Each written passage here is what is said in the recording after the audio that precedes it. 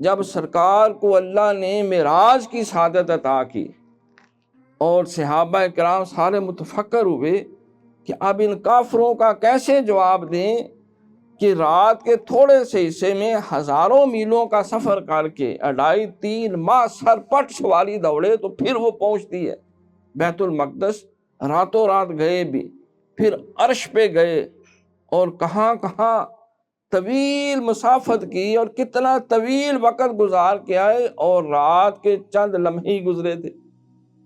ہم اس کو کیسے جسٹیفائی کریں؟ تو صدیق اکبر رضی اللہ تعالیٰ نے فرمایا کہ سرکار کے پاس لاکھوں کروڑوں اربوں میلوں کی مسافت سے جبریل امین پل چپکنے سے پہلے آ جاتا ہے، چلا جاتا ہے۔ سرکار کا وہ غلام ہے، خادم ہے۔ جب خادم اور غلام کی اتنی صورت ہے تو اس میں کون سی تعجب کی بات ہے کہ آج امام بھی ساتھ چلا گیا؟ یہ کون سی مشکل بات؟ جب ایک غلام میں اتنی طاقت اللہ دے سکتا ہے تو سرکار کو کیوں نہیں دے سکتا؟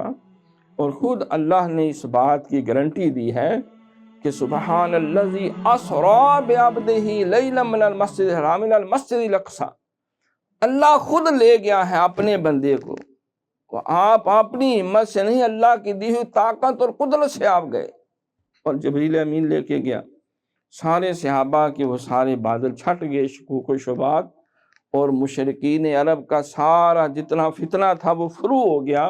پھر سرکار نے بھی مسجد اقصی کی ایک ایک شے گن گن کے ان کو بتا دی۔